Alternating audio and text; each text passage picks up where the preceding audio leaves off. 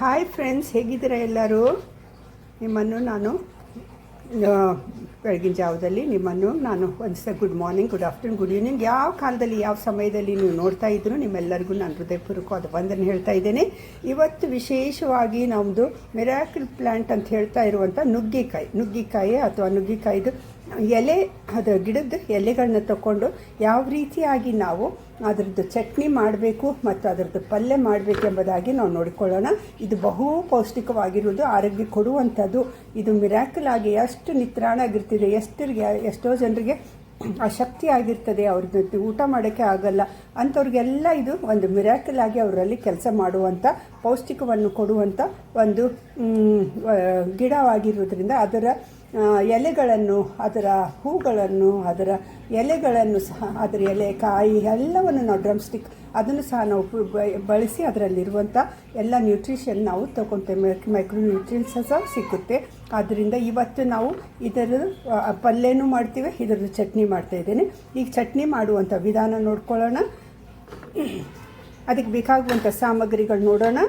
ಅದಕ್ಕೆ ಸ್ವಲ್ಪ ಒಣ ಕೊಬ್ಬರಿ ತೊಗೊಂಡು ಅದನ್ನು ನಾನು ಫ್ರೈ ಮಾಡಿ ಇಟ್ಕೊಂಡಿದ್ದೇನೆ. ಬೆಳ್ಳುಳ್ಳಿ ಬೇಕು, ಮತ್ತು ಅದಕ್ಕೆ ಬೆಲ್ಲ ಬೇಕು, ಮತ್ತು ಅದಕ್ಕೆ ಖಾರ ಪುಡಿ, ಹಚ್ಚ ಖಾರದ ಪುಡಿ ಬೇಕಾಗ್ತದೆ, ಮತ್ತು ಅದಕ್ಕೆ ಹುಣಸೆಹಣ್ಣು ಬೇಕಾಗ್ತದೆ.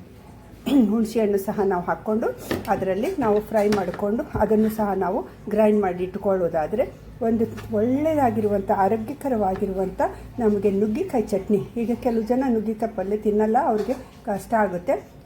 ಕೆಲವು ಮಕ್ಕಳು ಅಂಕರ್ ಯಾವುದು ಹಸಿ ಕಾಯಿಪಲ್ಯ ತಿನ್ನಲ್ಲ, ಯಾವುದು ತಿನ್ನಲ್ಲ. ಇಂಥದ್ದು ಮಾಡಿಕೊಡೋದಾದರೆ ಅವ್ರು ತುಂಬ ಚೆನ್ನಾಗಿ ಇಂಟ್ರೆಸ್ಟ್ಲಿಂದ ನಾವು ಊಟದ ಮೇಲೆ ಹಾಕ್ಕೊಂಡು ತಿಂತಾರೆ.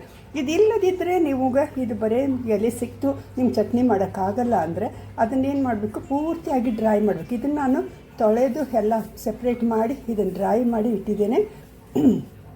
ಈಗ ಅದನ್ನು ನಾವು ಚಟ್ನಿ ಮಾಡೋಕ್ಕೆ ಇದು ಡ್ರೈ ಆಗಿ ಇರೋದ್ರಿಂದ ಇದನ್ನು ಫ್ರೈ ಮಾಡ್ಕೊಳ್ಬೇಕಾಗ್ತದೆ. ಇನ್ನೂ ಫ್ರೈ ಆಗಬೇಕು, ಕ್ರಿಸ್ಪಿಯಾಗಿ ಫ್ರೈ ಮಾಡ್ಕೊಳ್ಬೇಕು. ಆವಾಗ ಅದ್ರದ್ದು ಗ್ರೈಂಡ್ ಮಾಡಿ ನಾವು ಟೇಸ್ಟಾಗಿ ನಾವು ಚಟ್ನಿ ಮಾಡೋಕ್ಕಾಗುತ್ತೆ.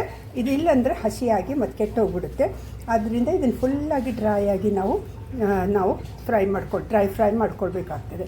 ಮತ್ತು ಇದು ಇಲ್ಲ ಅಂತಂದರೆ ನಿಮ್ಮ ಹತ್ರ ಬರೀ ಎಲೆ ಇದೆ ಅಂದರೆ ಅದನ್ನು ಸಹ ನೀವು ತುಂಬ ಚೆನ್ನಾಗಿ ಬಿಸಿಲಲ್ಲೆಲ್ಲ, ನೆರಳಲ್ಲೇ ಸಹ ನೀವು ಪೇಪರ್ನಲ್ಲಿ ಅಥವಾ ಬಟ್ಟೆ ಮೇಲೆ ಹಾಕಿಕೊಂಡು ನೀವು ಡ್ರೈ ಮಾಡಿಕೊಂಡು ಅದನ್ನು ಪೂರ್ತಿ ಕ್ರಿಸ್ಪಿ ಆಗಿರುವಂಥ ಎಲೆ ಆಗಿರೋದಾದರೆ ಅದನ್ನು ನೀವು ಗ್ರೈಂಡ್ ಮಾಡ್ಕೊಂಡು ಪೌಡ್ರ್ ಮಾಡಿಕೊಂಡು ಸಹ ಇಟ್ಕೋಬೋದು. ನೀವು ಊಟ ಮಾಡುವಾಗ ನೀವೇನು ನಾಷ್ಟ ಮಾಡ್ತೀರಾ ಅಥವಾ ಊಟ ಮಾಡ್ತೀರಾ ಅದ್ರ ಮೇಲೆ ಒಂದು ಸ್ಪೂನ್ ಅಷ್ಟು ಹಾಕ್ಕೊಂಡು ತಿನ್ನೋದಾದರೂ ಸಹ ನಿಮ್ಗೆ ಅದರಲ್ಲಿರುವಂಥ ಎಲ್ಲ ನ್ಯೂಟ್ರಿಷನ್ ನಿಮ್ಮ ದೇಹಕ್ಕೆ ಸಿಕ್ಕುತ್ತೆ, ನಿಮ್ಗೆ ಆರೋಗ್ಯ ಸಿಕ್ಕುತ್ತೆ. ನೀವು ಅದನ್ನು ತಿನ್ನಿರಿ, ಮಾಡಿರಿ, ನೋಡಿರಿ, ಮತ್ತು ಕಮೆಂಟ್ ಬರೀರಿ. ನಾನೀಗ ಚಟ್ನಿ ಮಾಡಿ ನಿಮ್ಗೆ ತೋರಿಸ್ತೇನೆ. ನೋಡಿ, ಇದರಲ್ಲಿ ನಾನು ನುಗ್ಗೆ ಸೊಪ್ಪನ್ನು ಹಾಕಿಕೊಂಡು ಡ್ರೈ ಫ್ರೈ ಮಾಡ್ತಾಯಿದ್ದೇನೆ. ಫುಲ್ಲಾಗಿ ಡ್ರೈ ಆಗಬೇಕು, ತುಂಬಾ ಡ್ರೈ ಆಗಬೇಕು. ಅದರಲ್ಲಿರುವಂಥ ಹಸಿ ವಾಸನೆ, ಒಂಥರ ಅದರದ್ದು ಒಗರು ವಾಸನೆ ಎಲ್ಲ ಹೋಗಬೇಕು. ಆ ಥರ ನೀವು ಮಾಡ್ಕೊಳ್ಬೇಕಾಗ್ತದೆ. ಈಗ ನೋಡಿ, ಇದರಲ್ಲಿ ಎಣ್ಣೆ ಹಾಕಿಲ್ಲ, ನಾನು ಏನೂ ಹಾಕಿಲ್ಲ, ಡ್ರೈ ಆಗಿ ಮಾಡ್ತಾಯಿದ್ದೇನೆ. ಮೆಣಸಿನ್ಕಾಯಿ ಮಾತ್ರ ನಾವು ಎಣ್ಣೆ ಹಾಕ್ಕೊಂಡು ಹುರಿಬೇಕಾಗ್ತದೆ. ಮೆಣಸಿನ್ಕಾಯಿ ಚಟ್ನಿ ಮಾಡೋದಾದರೆ ಅಥವಾ ಕರಿಬೇವು ಚಟ್ನಿ ಮಾಡೋದಾದರೂ ಇದಕ್ಕೆ ನಾವು ಯಾವುದೇ ರೀತಿಯ ಎಣ್ಣೆ ಹಾಕಲ್ಲ. ಸುಮ್ಮನೆ ಹಾಗೆ ಡ್ರೈ ಮಾಡಿಕೊಂಡು ಸ್ಟೋರ್ ಮಾಡಿ ಇಟ್ಕೊಳ್ಳುವಂಥ ಇದು ಚಟ್ನಿ ಆಗಿರೋದ್ರಿಂದ ಇದನ್ನು ನಾವು ತುಂಬ ಚೆನ್ನಾಗಿ ಡ್ರೈ ಫ್ರೈ ಮಾಡ್ಕೋಬೇಕಾಗ್ತದೆ. ನೋಡಿ, ಇದಿನ್ನೂ ಆಗಬೇಕು. ಸ್ವಲ್ಪ ಲೋ ಫ್ಲೇಮ್ ಅಥವಾ ಮೀಡಿಯಮ್ ಫ್ಲೇಮ್ನಲ್ಲಿ ಇಟ್ಕೊಳ್ಬೇಕು. ಪೂರ್ತಿ ಹೈ ಫ್ಲೇಮ್ ಇಟ್ಕೊಂಡ್ರೆ ಎಲ್ಲ ಕಪ್ಪಾಗಿಬಿಡುತ್ತೆ ಅಥವಾ ಒಂದು ಸ್ವಲ್ಪ ಕೆಂಪಾಗಿಬಿಡುತ್ತೆ. ನಮಗಿದು ಗ್ರೀನಿಶ್ ಆಗಿರುವಂಥದ್ದು ಬೇಕಾಗಿರುತ್ತದೆ. ಆದ್ದರಿಂದ ಇದನ್ನು ನಾವು ಡ್ರೈನ ವೆದರ್ನಲ್ಲೇ ನಾವು ಇಟ್ಕೊಂಡು ಇದನ್ನು ಡ್ರೈ ಮಾಡ್ಕೊಳ್ಬೇಕಾದ್ರೆ ಪೂರ್ತಿ ನಾವು ಪೇಪರ್ನಲ್ಲಿ ಅಥವಾ ನಾವು ಒಂದು ಬಟ್ಟೆಯಲ್ಲಿ ಸಹ ನಾವು ಹಾಕಿಕೊಂಡು ಬೆಳಗ್ಗೆಯಿಂದ ಸಾಯಂಕಾಲ ಇರೋದಾದರೆ ಇದು ಪೂರ್ತಿಯಾಗಿ ಡ್ರೈ ಆಗುತ್ತೆ. ನೀವು ಸಹ ಟ್ರೈ ಮಾಡಿ ನೋಡಿ. ಇಲ್ಲ ಅಂದರೆ ಬೆಳಗ್ಗಿನವರೆಗೂ ನೀವಿಟ್ಟು ಅದನ್ನು ನೀವು ಡ್ರೈ ಫ್ರೈ ಮಾಡೋಕ್ಕೆ ಟ್ರೈ ಮಾಡಿ. ಇವಾಗ ನಾನು ಇದನ್ನು ಮಾಡ್ತಾಯಿದ್ದೀನಿ. ನೋಡಿ, ಈ ರೀತಿಯಾಗಿ ಇದಿನ್ನೂ ಸ್ವಲ್ಪ ಆಗಲಿ. ಇದಾದಮೇಲೆ ನಾವು ಅದಕ್ಕೆ ಏನೇನು ಫ್ರೈ ಮಾಡ್ಕೊಳ್ಳೋಣ. ನೋಡಿ, ಇವಾಗ ಇದು ತುಂಬಾ ಕ್ರಿಸ್ಪಿಯಾಗಿದೆ, ಸಪ್ಪಳ ಕೇಳಿಸ್ತಾ ಇದೆ. ಇದೀಗ ಸ್ವಲ್ಪ ಆರಿದ ಮೇಲೆ ನಾವು ಅದನ್ನು ಗ್ರೈಂಡ್ರಿಗೆ ಹಾಕ್ಕೊಳ್ಳೋಣ, ಮಿಕ್ಸಿ ಮಾಡೋಣ. ಅಲ್ಲಿವರೆಗೂ ನಾವು ಬೇರೆ ಸಾಮಗ್ರಿಗಳನ್ನು ಫ್ರೈ ಮಾಡ್ಕೊಳ್ಳೋಣ. ಅದಕ್ಕೆ ಬೇಕಾಗಿರುವಂಥ ಸಾಮಗ್ರಿಗಳನ್ನು ತೋರಿಸಿದಂತೆ ಹುಣಸೆ ಹಣ್ಣು, ಜೀರಿಗೆ, ಬೆಳ್ಳುಳ್ಳಿ, ಬೆಲ್ಲ, ಒಣ ಕೊಬ್ಬರಿ, ಕೆಂಪು ಮೆಣಸಿನ್ಕಾಯಿ ಇದ್ರೆ ಹಾಕೋಬೋದು, ಇಲ್ಲಾಂದರೆ ಅಚ್ಚದ ಖಾರ ಪುಡಿ ಹಾಕ್ಕೊಳ್ಳೆ.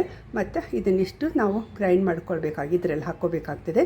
ಇವಾಗ ಅದನ್ನು ನಾವು ತೆಗೆದಿಟ್ಟು ಈಗ ಬೇರೆ ಅದನ್ನು ಕೊಬ್ಬರಿ ಅಂತ ಹುರ್ಕೊಂಡಿದ್ದೇನೆ, ಅದನ್ನು ಇನ್ನೂ ಸ್ವಲ್ಪ ಬೆಚ್ಚಗೆ ಮಾಡ್ಕೊಳ್ಳೋಣ. ಬೆಳ್ಳುಳ್ಳಿ ಜೀರಿಗೆ ಒಂದು ಸ್ವಲ್ಪ ಬೆಚ್ಚಗೆ ಮಾಡ್ಕೊಳ್ಳೋಣ. ಅದೇ ರೀತಿಯಾಗಿ ಹುಣಸೆಹಣ್ಣನ್ನು ಸಹ ನಾವು ಸ್ವಲ್ಪ ಬೆಚ್ಚಗೆ ಮಾಡಿಕೊಂಡು ಅದನ್ನು ನಾವು ಡ್ರೈ ಮಾಡಿಕೊಂಡು ಗ್ರೈಂಡ್ ಮಾಡ್ಕೊಳ್ಳೋಣ. ಅದೇ ಪಾತ್ರೆಗೆ ಅದು ಬಿಸಿ ಇದೆ, ಅದಕ್ಕೆ ನಾನು ಬೆಳ್ಳುಳ್ಳಿಯನ್ನು, ಜೀರಿಗೆಯನ್ನು, ಹುಣಸೆಹಣ್ಣನ್ನು ಸ್ವಲ್ಪ ಬೆಚ್ಚಗೆ ಮಾಡ್ಕೊಳ್ತಾ ಇದ್ದೇನೆ. ಅದರಲ್ಲೇ ನಾನು ಒಣ ಕೊಬ್ಬರಿಯನ್ನು ಸಹ ಹಾಕ್ತಾಯಿದ್ದೇನೆ. ಒಣ ಕೊಬ್ಬರಿನ ಅದು ಬಿಸಿ ಇರೋದ್ರಿಂದ ಅದೇನು ಅಷ್ಟು ಬೇಕಾಗಿಲ್ಲ, ಆಗಲೇ ನಾನು ಅದನ್ನು ಫ್ರೈ ಮಾಡ್ಕೊಂಡಿದ್ದೇನೆ. ಈಗ ಬೆಚ್ಚಗೆ ಮಾಡ್ತಾಯಿದ್ದೇನೆ ಅಷ್ಟೇ. ಅದು ತುಂಬ ಬೆಚ್ಚಗೆ ಇದು ಆದರೆ ಏನಂತ ಬೆಳ್ಳುಳ್ಳಿ ಎಲ್ಲ ಅದರದ್ದು ಕಂಟೆಂಟ್ ಹೋಗುತ್ತೆ. ಅದರಿಂದ ನಾನು ಇದರಲ್ಲಿ ಹಾಕ್ತಾಯಿದ್ದೇನೆ. ಸ್ವಲ್ಪ ಅದು ತಣ್ಣಗಾದಮೇಲೆ ಅದನ್ನು ನಾವು ಮಿಕ್ಸಿಗೆ ಹಾಕ್ಕೊಳ್ಳೋಣ. ಬೆಲ್ಲ ಮತ್ತು ಅಚ್ಚದ ಖಾರ ಪುಡಿಯನ್ನು ಹಾಗೆ ಹಾಕ್ಕೊಳ್ಳೋಣ. ಅದನ್ನು ನಾವು ಹಾಕ್ಕೊಂಡ್ಮೇಲೆ ಇದನ್ನು ನಾವು ಗ್ರೈಂಡ್ ಮಾಡ್ಕೊಂಡು ಬರೋಣ. ತುಂಬ ಚೆನ್ನಾಗಿರುವಂಥ ಟೇಸ್ಟಿಯಾಗಿರುವಂಥ ಮತ್ತು ನ್ಯೂಟ್ರಿಯಸ್ ಆಗಿರುವಂಥ ನ್ಯೂಟ್ರಿಷನ್ನು ಮತ್ತು ಮೈಕ್ರೋ ನ್ಯೂಟ್ರಿಯನ್ಸ್ ಇರುವಂಥ ಒಂದು ನುಗ್ಗೆಕಾಯಿ ಸೊಪ್ಪಿನ ಚಟ್ನಿಯನ್ನು ನಾವು ಮಾಡೋಣ. ಅದಕ್ಕೇ ನಾವು ಫ್ರೈ ಮಾಡ್ಕೊಳ್ಬೇಕಾದ್ರೆ 2 ಟೇಬಲ್ ಸ್ಪೂನ್ನಷ್ಟು ಇದು ಸ್ಪೂನ್ನಲ್ಲಿ 2 ಟೇಬಲ್ ಸ್ಪೂನ್ನಷ್ಟು ಕಡಲೆಬೇಳೆ, 2 ಟೇಬಲ್ ಸ್ಪೂನ್ನಷ್ಟು ಉದ್ದಿನ ಬೇಳೆನೂ ಹಾಕ್ಕೊಂಡು ಸಹ ನಾನು ಉದ್ದಿನ ಬೇಳೆ ಇಲ್ಲ ನನ್ನ ಹತ್ರ, ಉದ್ದಿನ ಕಾಳಿದೆ, ಅದನ್ನೇ ನಾನು ಹಾಕ್ಕೊಳ್ತಾ ಇದ್ದೇನೆ. ಅದು 2 ಅಂತ ಹೇಳಿದರೆ 1.25ನಷ್ಟು ನಾನು ಉದ್ದಿನ ಹಾಕ್ಕೊಳ್ತಾ ಇದ್ದೇನೆ. ಇದನ್ನು ಕೆಂಪಾಗೋದು ಸ್ವಲ್ಪ ಇದಕ್ಕೆಲ್ಲ ಇದು ಹೋಗಬೇಕು, ರಾ ಸ್ಮೆಲ್ ಹೋಗಬೇಕು. ಸ್ವಲ್ಪ ಚಿಕ್ಕಿ ಬರುವಂಗೆ ರೆಡ್ ಆಗುವಂಗೆ ಸ್ವಲ್ಪ ಇದನ್ನು ಫ್ರೈ ಮಾಡಿಕೊಂಡು ಇದನ್ನು ತೆಗೆದುಕೊಂಡು ಇದನ್ನು ಸಹ ನಾವು ಗ್ರೈಂಡ್ ಮಾಡ್ಕೊಳ್ಬೇಕಾಗ್ತದೆ. ಇದು ಸ್ವಲ್ಪ ಆರಲಿ ಇದು ಆಗ್ತಾಯಿದೆ ನೋಡಿ, ಕಲರ್ ಬರ್ತಾಯಿದೆ. ಮತ್ತು ಇದು ಕಡಲೆಬೇಳೆ ಒಂದು ಸ್ವಲ್ಪ ಚಿಕ್ಕದಾಗುತ್ತೆ ಫ್ರೈ ಆಗ್ತಾ ನೋಡಿ, ಸ್ಮೆಲ್ ಬರ್ತಾಯಿದೆ, ಅದರದ್ದು ಡ್ರೈನೆಸ್ ಹೋಗಿದೆ. ಇವಾಗ ಇದನ್ನು ತೆಗೆದುಬಿಡೋಣ. ತೆಗೆದು ಮತ್ತು ಇವಾಗ ಅದೇ ಪಾತ್ರೆಗೆ ಹಾಕ್ಕೊಂಡು ನಾವು ಫ್ರೈ ಮಾಡಿಕೊಂಡು ನುಗ್ಗೆಕಾಯಿ ಚಟ್ನಿ ಮಾಡೋಣ. ನೋಡಿ, ಅದೇ ಪಾತ್ರೆಗೆ ನಾನು 2 ಟೇಬಲ್ ಸ್ಪೂನ್ನಷ್ಟು 2 ಕಡಲೆಬೇಳೆ ತೊಗೊಂಡಿದ್ದೇನೆ. ಇದನ್ನೇ ನಾವು ಇದನ್ನು ಫ್ರೈ ಮಾಡ್ಕೊಳ್ಬೇಕು. ಅದೇ ರೀತಿಯಾಗಿ ಉದ್ದಿನ ಬೇಳೆನ ತೊಗೊಂಡು ಉದ್ದಿನ ಬೇಳೆ ನನ್ನ ಹತ್ರ ಇಲ್ಲ, ಅದಕ್ಕೆ ಉದ್ದನ್ನು ತೊಗೊಂಡಿದ್ದೇನೆ. ಮೇಲೆ ಸಿಪ್ಪಿ ತೆಗೆದಿದ್ದು ಇಡೀ ಉದ್ದಿದೆ. ಇದನ್ನು ನಾವು ಇವಾಗ ಇದರಲ್ಲಿ ಫ್ರೈ ಮಾಡ್ಕೊಳ್ಳೋಣ. ಅದೇ ಫ್ರೈ ಮಾಡಿಕೊಂಡು ನಾವು ಈಗ ಕೆಂಪು ಅದು ಕಲರ್ ಚೇಂಜ್ ಆಗುತ್ತೆ. ಆ ಚೇಂಜ್ ಆದಮೇಲೆ ನಾವು ಬೇರೆ ಪಾತ್ರೆಗೆ ತೊಗೊಂಡು ಇದೇ ಪಾತ್ರೆಯಲ್ಲಿ ನಾವು ಉದ್ದನ್ನು ಹಾಕಿಕೊಂಡು ಡ್ರೈ ಫ್ರೈ ಮಾಡ್ಕೊಳ್ಳೋಣ. ನೋಡಿ, ಈ ರೀತಿಯಾಗಿ ಉದ್ದನ್ನು ಸಹ ನಾನು ಅದೇ ಪಾತ್ರೆಗೆ ಹಾಕ್ಕೊಂಡಿದ್ದೇನೆ. ಇದನ್ನು ಈಗ ನಾವು ಫ್ರೈ ಮಾಡೋಣ. ಈಕ್ವಲ್ ಪಾರ್ಟ್ ಹಾಕಬೇಕಾಗ್ತದೆ. ಆದರೆ ನಾನು ಇದು ಉದ್ದಿಲ್ಲ, ಉದ್ದಿನ ಕಾಳು ಇರೋದ್ರಿಂದ ನಾನು 2 ಸ್ಪೂನು ನಾನು ಕಡಲೆಬೇಳೆ ತೊಗೊಂಡ್ರೆ ಇದು 2 ಆಗೋಕ್ಕಿಂತ 1.25 ನಾವು ಉದ್ದಿನ ಬೇಳೆ ತೊಗೊಳ್ಳೋದಾದರೆ ಅದು ಚೆನ್ನಾಗಿರುತ್ತೆ. ಯಾಕಂದರೆ ಇದು ಸ್ವಲ್ಪ ಜಿಗಿ ಬರುತ್ತೆ. ಅದನ್ನು ನಾವು ಗ್ರೈಂಡ್ ಮಾಡಬೇಕಾದ್ರೆ ಇದನ್ನು ಫಸ್ಟ್ ಹಾಕ್ಕೋಬೇಕು. ಎಲೆಗಳನ್ನು ಫ್ರೈ ಮಾಡಿದ್ದು ಕ್ರಿಸ್ಪಿಯಾಗಿ ಎಲ್ಲ ಮುರಿದು ಹೋಗ್ತಾ ಇದೆ. ಆ ರೀತಿಯಾಗಿರುವಂಥ ಕ್ರಿಸ್ಪಿಯಾಗಿರುವಂಥ ನುಗ್ಗೆಕಾಯಿ ಸೊಪ್ಪನ್ನು ಸಹ ಹಾಕ್ಕೊಳ್ಬೇಕು. ಅದು ಸಹ ಮೊದಲು ಹಾಕ್ಕೊಂಡು ಅದನ್ನು ನಮ್ಮದು ಅಷ್ಟು ಗ್ರ್ಯಾನ್ಯುವಲ್ ಆಗಿರಬೇಕು ಹೊರತು ಅದು ಪೌಡ್ರ್ ಆಗಿರಬಾರ್ದು. ಆ ರೀತಿಯಾಗಿ ನಾವು ಒಂದು ಸ್ವಲ್ಪ ಚಟ್ನಿ ಅಗದಿ ಟೇಸ್ಟಿಯಾಗಿರುವಂಥದ್ದನ್ನು ನಾವು ಮಾಡಿಕೊಂಡು ಆರೋಗ್ಯಕ್ಕೆ ಒಳ್ಳೆಯದಾಗಿರುವಂಥ ಚಟ್ನಿ ಮಾಡೋಣ. ಇವಾಗ ಇದು ನೋಡಿ ಕಲರ್ ಚೇಂಜ್ ಆಗ್ತಾಯಿದೆ, ಒಂದು ಸ್ವಲ್ಪ ಪಿಂಕಿಶ್ ಬರ್ತಾಯಿದೆ. ಈ ಪಿಂಕಿಶ್ ಬಂದ ಮೇಲೆ ಇದನ್ನು ಸ್ಟವ್ ಆಫ್ ಮಾಡಿ ಇದನ್ನು ತೆಗೆದುಬಿಡೋಣ. ಸ್ವಲ್ಪ ತಣ್ಣಗಾದ ಮೇಲೆ ನಾವು ಗ್ರೈಂಡರ್ಗೆ ಹಾಕ್ಕೊಳ್ಳೋಣ. ನೋಡಿ, ಕಲರ್ ಚೇಂಜ್ ಆಗ್ತಾಯಿದೆ. ಇದನ್ನು ನಾವೀಗ ತೆಗೆದು ಆಫ್ ಮಾಡ್ತಾ ಇದನ್ನು ಸ್ಟವ್ ಆಫ್ ಮಾಡೋಣ. ನೋಡಿ, ಈ ರೀತಿಯಾಗಿರುವಂಥ ಎರಡನ್ನೂ ತುಂಬ ಕಪ್ಪು ಮಾಡ್ಕೋಬಾರ್ದು. ಕಡಲೆಬೇಳೆ ಆಗಲಿ ಉದ್ದಿನಬೇಳೆ ಆಗಲಿ ಒಂದು ಸ್ವಲ್ಪ ಪಿಂಕಿಶ್ ಆದರೆ ಸಾಕು. ಇದನ್ನು ನಾವೀಗ ಚಟ್ನಿಗೆ ನುಗ್ಗೆಕಾಯಿ ಚಟ್ನಿಗೆ ಹಾಕ್ಕೊಂಡು ಗ್ರೈಂಡ್ ಮಾಡ್ಕೊಂಡು ಬರೋಣ. ನೋಡಿ, ಈ ರೀತಿಯಾಗಿರುವಂಥ ಈ ಚಟ್ನಿ ಪುಡಿ ರೆಡಿಯಾಗಿದೆ. ಇದನ್ನು ಗ್ರೈಂಡ್ ಮಾಡ್ಕೊಂಡು ಬಂದಿದೆ. ಮಿಕ್ಸಿಯಲ್ಲಿ ಹಾಕ್ಕೊಂಡು ಎಲ್ಲ ಕಡಲೆಬೇಳೆ, ಉದ್ದಿನಬೇಳೆ ಮತ್ತು ಬೆಲ್ಲ, ಬೆಳ್ಳುಳ್ಳಿ, ಉಪ್ಪು, ಖಾರ ಎಲ್ಲ ಹಾಕ್ಕೊಂಡು ಇದನ್ನು ಜೀರಿಗೆ ಎಲ್ಲ ಹಾಕ್ಕೊಂಡು ಅದನ್ನೆಲ್ಲ ಬಿಸಿ ಮಾಡಿಕೊಂಡು ನುಗ್ಗೆಕಾಯಿ ಸೊಪ್ಪನ್ನು ನಾವು ತುಂಬ ಚೆನ್ನಾಗಿ ಫ್ರೈ ಮಾಡಿಕೊಂಡು ಕ್ರಿಸ್ಪಿಯಾಗಿರುವಾಗ ಇದನ್ನು ಈ ರೀತಿಯಾಗಿ ತಣ್ಣಗಾದ ಮೇಲೆ ಗ್ರೈಂಡರ್ಗೆ ಹಾಕಿ ನಾವು ಮಾಡೋದಾದರೆ ನೋಡಿ ಎಷ್ಟು ಗ್ರೀನಾಗಿ ಚೆನ್ನಾಗಿದೆ. ಇದು ತುಂಬ ನುಣ್ಣಗೆ ಪೌಡ್ರಾಗಿ ಇರಬಾರ್ದು, ಸ್ವಲ್ಪ ಗ್ರ್ಯಾನ್ಯುಯಲ್ ಆಗಿರೋದಾದರೆ ಇದು ತುಂಬ ಚೆನ್ನಾಗಿ ಟೇಸ್ಟಿಯಾಗಿ ಬರುವಂಥದ್ದು ಆಗಿದೆ. ಇದನ್ನು ನೀವು ಮಾಡ್ಕೊಂಡು ತಿಂದು ನನ್ನನ್ನು ಕಮೆಂಟ್ ಮಾಡಿ ಮತ್ತು ಅದನ್ನು ಎನ್ಕರೇಜ್ ಮಾಡಿ. ಇದು ತುಂಬ ಒಳ್ಳೆಯದು ಆರೋಗ್ಯಕ್ಕೆ, ಅದನ್ನು ನೀವು ಮಾಡ್ಕೊಂಡು ತಿನ್ನಿ ಎಂಬುದಾಗಿ ನಿಮ್ಮಲ್ಲಿ ವಿನಂತಿಸ್ತೇನೆ. Thanks for watching, thanks for encouraging me. God bless you all.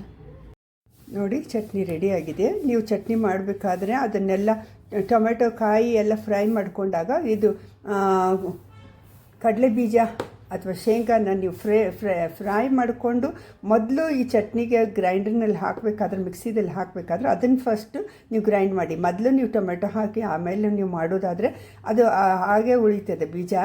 ಆದ್ದರಿಂದ ಮೊದಲು ನೀವು ಶೇಂಗಾ ಬೀಜ ಅಥವಾ ಕಡಲೆಕಾಯಿ ಬೀಜನ ನೀವು ಗ್ರೈಂಡ್ ಮಾಡಿಕೊಂಡು ಸ್ವಲ್ಪ ತಳಗಾದ್ಮೇಲೆ ಇದು ಟೊಮೆಟೊ ಕಾಯಿಗಳನ್ನು ಇದೆಲ್ಲ ಚಟ್ನಿ ಹಾಕ್ಕೊಂಡು ಎಷ್ಟು ರುಚಿಗೆ ಉಪ್ಪು ಬೇಕೋ ಎಷ್ಟು ಬೆಲ್ಲ ಬೇಕೋ ನೋಡಿಕೊಂಡು ಹಾಕ್ಕೊಂಡು ನೀವು ಚಟ್ನಿ ಮಾಡ್ಕೊಳ್ಳಿ. ಇದು ನೋಡಿ ತುಂಬ ರುಚಿಕಟ್ಟಾಗಿರುವಂಥ ಒಂದು ಟೊಮ್ಯಾಟೊ ಚಟ್ನಿ, ರಾ ಟೊಮ್ಯಾಟೊ ಚಟ್ನಿನ ನಾನು ಮಾಡಿ ಕೊಟ್ಟಿದ್ದೇನೆ. ಇದನ್ನು ನೀವು ಮಾಡಿ ಟೇಸ್ಟ್ ಮಾಡಿ ಮತ್ತು ಅದನ್ನು ನೀವು ತಿಂದು ನನ್ನ ಕಮೆಂಟ್ ಬರೀರಿ. ಮತ್ತು ನಿಮ್ಮ ಕಡೆ ಶೇಂಗಾ ಬೀಜ ಇಲ್ಲ, ಒಣ ಹಸಿ ಕೊಬ್ಬರಿ ಇದೆ, ತೆಂಗಿನಕಾಯಿ ಇದೆ ಅಂದರೆ ಅದನ್ನು ಸಹ ಹಾಕಿ ಅದಕ್ಕೆ ನೀವು ಸ್ವಲ್ಪ ಅದನ್ನು ಫ್ರೈ ಮಾಡ್ಕೊಳ್ಬೇಕು. ಅದಕ್ಕೆ ಸ್ವಲ್ಪ ಈರುಳ್ಳಿಯನ್ನು ಸಹ ನೀವು ಹಾಕ್ಕೊಂಡು ಅದು ಒಂಥರ ಬೇರೆ ಟೇಸ್ಟ್ ಕೊಡುವಂಥ ಟೊಮ್ಯಾಟೊ ಚಟ್ನಿ ಆಗಿರುತ್ತೆ. ನೀವು ಅದನ್ನು ಸಹ ನೀವು ಮಾಡಿಕೊಂಡು ನೀವು ತಿನ್ಬೋದು. ಯಾವುದು ನಿಮ್ಗೆ ಇಷ್ಟ ಆಗುತ್ತೆ ಅದನ್ನು ಮಾಡಿಕೊಂಡು ನೀವು ತಿಂದು ಕಮೆಂಟ್ ಮಾಡಿ ನನಗೆ ಎನ್ಕರೇಜ್ ಮಾಡಿರಿ. Thank you for watching.